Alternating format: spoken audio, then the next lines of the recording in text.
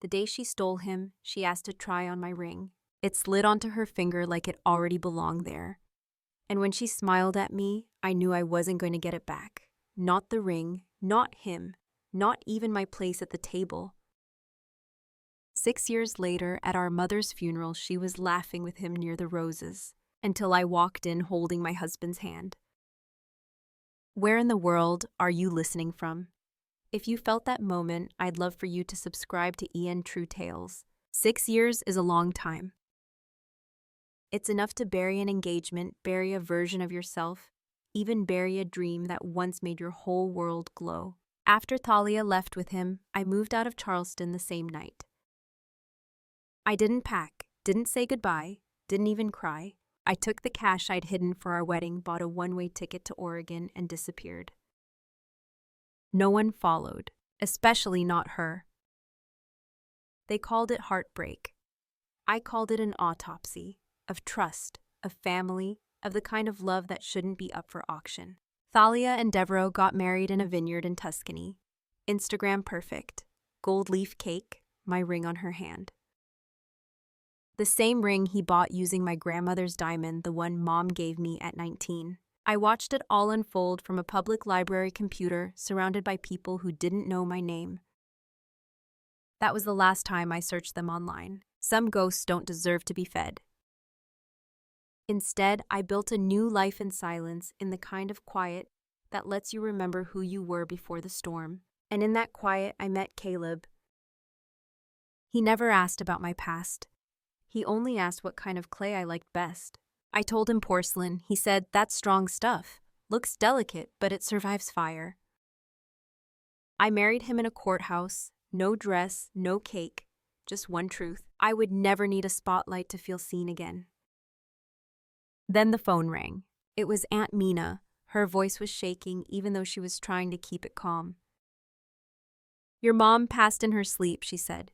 She was holding that old scarf you made her. Silence. Then the second blow, Thalia's planning the service. She wants it to be intimate. Intimate. Meaning no room for the daughter who stopped existing. I asked for the time and date. Nothing else. No one expected me to show. They thought I was still the ghost. But I'd spent 6 years rebuilding bone from ash. I booked the flight, pressed my fingers against the velvet box Caleb handed me, and said the one thing I hadn't said in years. "I'm ready." He asked if I was sure. I looked at him, at the man who loved without needing to destroy. "I'm not coming back to prove anything," I whispered. "I'm coming back so she knows I lived." And as the plane cut through clouds, I thought about the eulogy I'd never be asked to give. I didn't need a microphone. My presence would be enough, because some funerals aren't just about who died. They're about who finally came back to life. The service was held in the parlor of the old Langston house, that faded white column estate, where my mother once made us tie ribbons on pine branches every Christmas. It smelled like roses and lemon polish, too clean for grief, too staged for memory. I stepped in quietly, Caleb just behind me. His hand didn't hold mine. It rested near my elbow, steadying but never controlling. Thalia was standing near the front in a pale blue dress, too light for mourning, the same shade she wore the day she tried on my ring. She didn't see me at first. She was laughing, head tilted back, eyes closed, with Devereaux, of course, handsome in that moneyed performative way, one hand in his pocket, the other holding a glass of Pinot like it meant something. Then she turned, saw me, and for a moment, the laugh stopped. The glass slipped slightly in her hand. Her fingers tightened around the stem like it might save her. I saw it, that flicker, that involuntary panic, the face that forgot to mask itself. And then the switch flipped just like it used to. She smiled, tilted her chin, walked toward me like we were cast in some Southern Gothic reconciliation. "Loose," she said, airless. I nodded, didn't speak. Her eyes flicked sideways, saw Caleb, tall, quiet, wearing the watch I gave him when we signed the deed to our house. The watch Devereaux once admired but never earned. She froze again, this time just behind the eyes. He stepped forward, held out his hand warm and calm. "Caleb Rowan," he said simply. Her lips parted, no sound. Devereaux looked confused. And I just stood there not explaining a thing, because sometimes the most cutting revenge is presence. The guest book sat on an old oak table by the stairwell. Cream pages, gold trim. The kind of thing Thalia would pick out tasteful but soulless. I opened it, no space left. Not because people had signed it. Because Thalia had glued in family photos, turning grief into a collage of control. She edited the story with scissors. I wasn't in a single frame. But just beyond the guest book, wedged between two ivory candlesticks, was a velvet pouch. Familiar, faded, frayed at the edge like it had been folded and unfolded for decades. My fingers knew it before my eyes did. Mom's thimble. Sterling silver. Tiny initials etched at the base, LM. It was mine. She gave it to me the summer I turned 12 when I tried sewing dresses for my dolls with trembling fingers. Said it was for hands that fix things. It should have been in a keepsake box, not shoved behind candles at her funeral. I turned to Thalia. Her face said it all. She had tried to hide it not from the guests, but from me. From the version of me she thought was gone, erased, rewritten. I didn't say a word. I picked it up, slid it into my palm, and turned away. Thalia followed. "Lucienne," she whispered behind me. Not a plea, a warning, as if reclaiming what was mine was somehow an act of war. But some memories don't stay buried just because you pretend they're dead. Some come back quiet and uninvited like daughters. It happened in the hallway just past the dining room where the smell of lemon bars and faux sympathy mixed with fading roses. Thalia followed me in with short, deliberate steps, heels tapping faster than her breath. "You shouldn't have come," she said, her voice barely above a whisper like the house might hear. I didn't answer, just kept walking, running my thumb over the thimble in my coat pocket. "You left Lucienne," she hissed. "You didn't even call her when she was sick." I stopped. Slowly, deliberately, I turned. "She called me," I said. The hallway went still. She wrote letters, birthday cards, even when her hands shook too much to hold a pen. Thalia blinked, twice. Too fast. She told me not to come back, that it would make things harder for you. And there it was, the slip. The first break in her carefully curated story. The version she told everyone that I had vanished, that I was ungrateful, that I abandoned our mother when she needed us most. But she hadn't expected me to know the truth. To have the cards, the voicemails, the signed envelope that said, "Don't let her twist this." Thalia swallowed. "You're lying," she said, her tone flat, automatic, the defense of someone losing grip. I kept the stamps, I said, postmarked, handwritten. Your name never came up once. Her hand twitched at her side, like she wanted to grab something but there was nothing left to hold. No script, no edit, no audience clapping for her version of the past. I stepped forward, not to threaten, not to comfort. Just enough for her to see that I didn't need her story anymore. I had my own, and it was stronger than whatever narrative she'd rehearsed. Some truths slip out in the most ordinary places, a hallway a lie, too many times repeated, a daughter who returned not to fight, but to remember. It was Aunt Mina who told me, in a whisper between two slices of lemon pie and a long glance toward the parlor. "She left you something, sweetheart," Mina said, placing her hand lightly over mine.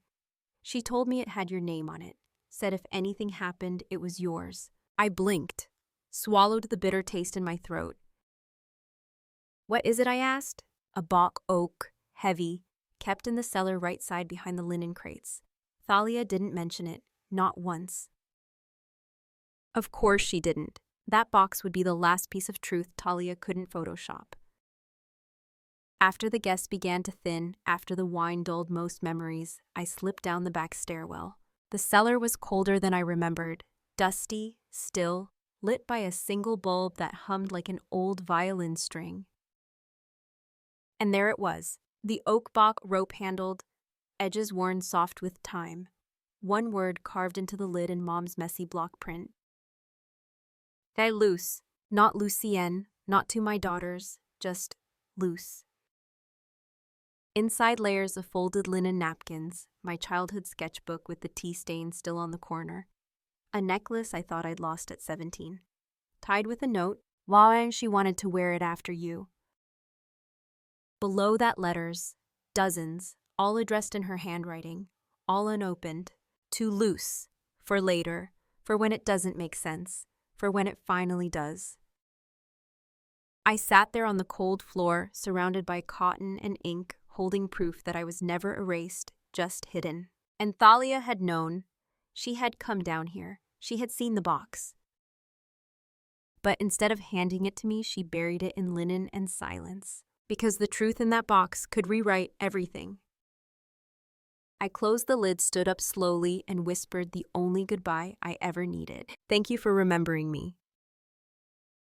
Some gifts aren't given, they're withheld until someone chooses to stop pretending. And I had just chosen, I wasn't meant to hear it, the eulogy, the one Thalia insisted on reading herself, the one she said she'd written from the heart. I had stepped out to breathe, to be alone, to not scream into the void of family mythology rewritten by the loudest voice in the room. But the door was cracked open. And the mic was loud enough, so I stood by the hallway half-shadowed as she began. "This is a letter our mother left, Thalia," said her voice soft, carefully shaken. The kind of tremble that doesn't come from grief, but from performance. "She wrote it for us, for the daughter who stayed."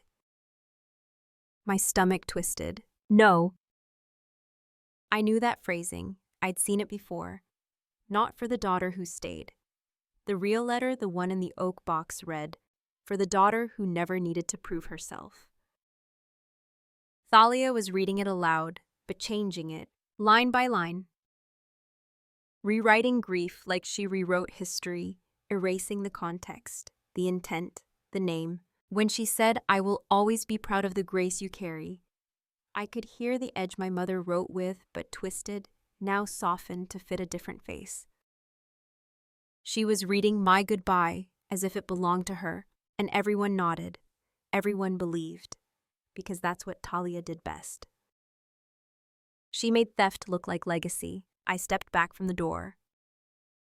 Not in anger, not in heartbreak, in certainty. She had nothing left to take. Because what mattered wasn't in her voice. It was in the quiet between my ribs, where the real words had landed days ago. In a letter I didn't need anyone to hear. Some truths get stolen twice, first by silence, then by spotlight. But the third time they get reclaimed by the one who doesn't flinch. It wasn't part of the service, no formal schedule, just the unspoken tradition family gathers in the solarium after the guests leave. The room hadn't changed. Same mismatched chairs, same chipped ceramic vase in the corner, the same wall of glass that once showed us how fall touched every leaf in the backyard. But something had shifted. This time I walked in first. Caleb stayed by the doorway, silent, watching.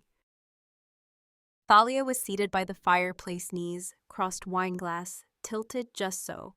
She was already speaking before she noticed the box in my arms. "I thought we'd do a toast," she said, raising her glass. To Mom, to keeping her memory alive. I didn't lift a glass, didn't move. Instead, I placed the oak box on the center coffee table. It made a dull, decisive sound, wood on wood. Truth on performance. Aunt Mina gasped softly. Uncle Grant adjusted his tie. Even Devereaux shifted in his seat, sensing something had changed in the air. Thalia's smile faltered. Her eyes locked on the box like it was a ticking clock she forgot to disable. "I found it in the cellar," I said, my voice even, measured. "She left it for me." Thalia's hand tightened around the stem of her glass. "I didn't know it was there," she said quickly, too quickly. Aunt Mina looked at her, not with suspicion, with disappointment. She told me to give it to Luce, Mina said quietly. She told me twice. Thalia turned pale, not the kind that fades with blush, the kind that drains with exposure.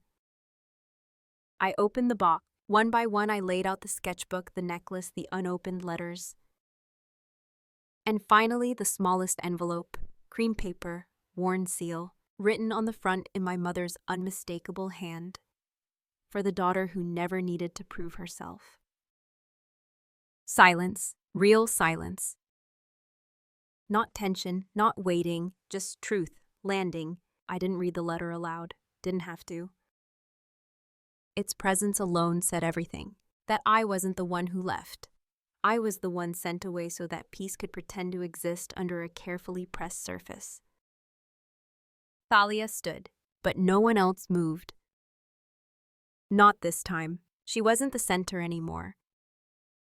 She was just there, with her glass, and her grief, and the weight of everything she'd buried trying to grow roots in someone else's shadow. And me, I didn't need applause or apologies. I had the box, I had my name, and I had the kind of silence that doesn't shrink anymore. Some rooms can't be controlled, especially when the truth walks in first. She waited until the room cleared. Aunt Mina kissed my cheek. Devereaux offered a half-hearted nod. Caleb still quiet, still steady. Then it was just us again. Like when we were kids, two girls in the same house but living on opposite planets. Thalia stood with her back to the fireplace, framed by the hearth like a portrait that no longer matched the room.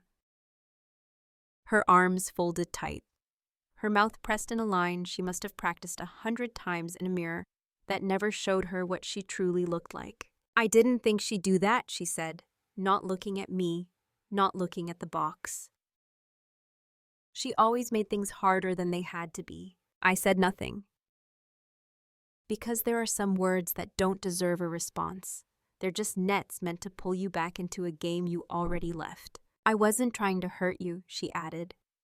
Now her eyes met mine, but the gaze was shallow, still acting, still defending. Things with Dev happened fast. You left, you disappeared. I had to pick up the pieces. The audacity. She thought I vanished, as if erasure had been my idea. You picked up pieces that weren't yours, I said quietly, and you called it survival. She flinched, only slightly, but it was there, the first true reaction she couldn't smooth over. I didn't know she was still writing you, she whispered. That's the problem, Thalia, you didn't ask. Silence, heavy, not dramatic, just final. She stepped closer, not pleading, just uncertain. You seem different, she said. The words hung between us like steam from a cup long gone cold. I am, I replied, and I walked past her without needing her to understand. Because sometimes the most powerful thing a sister can do is not finish the conversation. The sky was lavender when I stepped onto the back porch. The kind of light that softens what it doesn't fix. I stood alone with the letter in my hands, the one from the box I never opened in front of them. I held it now, Mom's handwriting wobbly slanted like her voice had leaned against the paper for balance. I opened it, just 2 lines. Ian, you were always the strong one, even when I didn't say it loud enough. That was all. No apology, no justifications. Just a truth too long delayed and somehow right on time. I closed my eyes. Breathed in pine, wind, the faint smell of her perfume that still clung to the porch swing cushion. I forgive you, I whispered. Not to Thalia, to the woman who gave me life and silence and the kind of love that didn't always know how to show itself until it was too late. But it wasn't too late for me. I slipped the letter into my coat, turned toward the gravel path, and walked. Not dramatically, not defiantly, just forward. Caleb was waiting by the car, hands in his pockets, eyes steady, like he knew this version of me would come back stronger than the one who left. I didn't look back. Because the goodbye wasn't for Thalia, it wasn't even for Dev. It was for the version of me that thought survival meant disappearing. Some goodbyes don't close doors. They open the ones you lock to keep yourself safe. And today I walked through mine. There was one last place I hadn't gone back to. Not the studio, not the house. The woods behind it where the trees curved inward like they were holding secrets. It used to be ours. Mine and hers. On good days, Mom would bring a basket with grapes and saltine crackers, and we'd sit on the moss-covered boulder near the creek. That rock had a name. We carved it years ago. She held my hand as I pressed the letter L into the stone. Her M followed beside it, slanted and crooked. L plus M, Lucienne and Marion. Not just mother and daughter, but co-survivors of a world we didn't always understand. I walked there that evening, alone. The path was overgrown like memory trying to cover itself. But my feet knew the way. They didn't hesitate. When I found the rock, the carving was still there, faded, but real.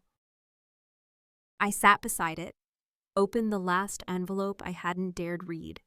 Not the one from the oak box. The one she mailed me 2 years ago, postmarked the week before her stroke. The ink had bled at the corners. The paper still smelled like lavender lotion. Her words, "And if you ever come back here, sit with me in the way you used to.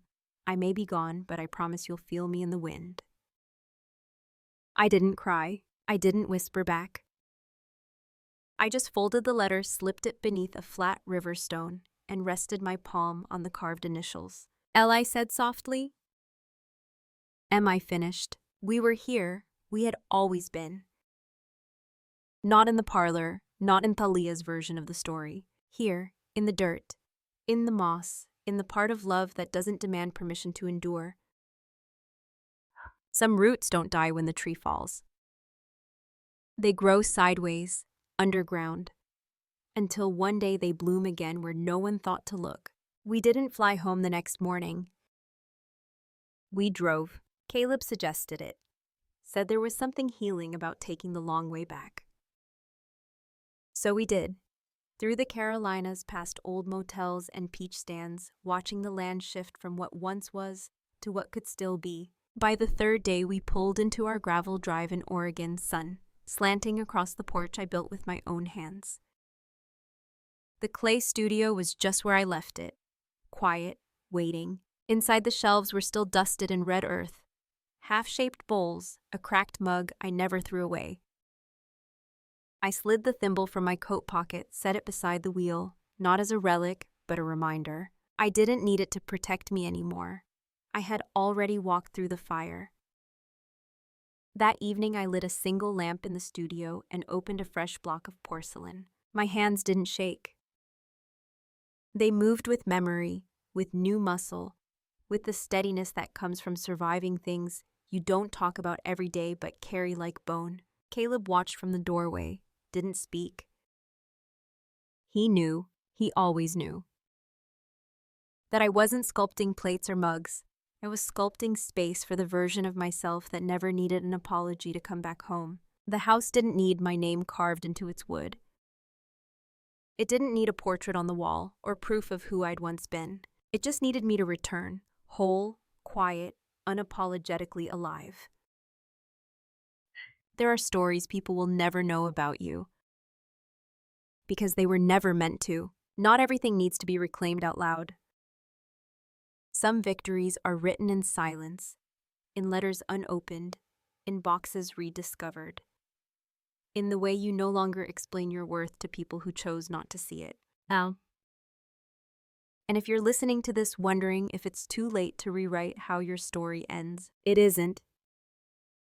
You're not too late. You're just right on time.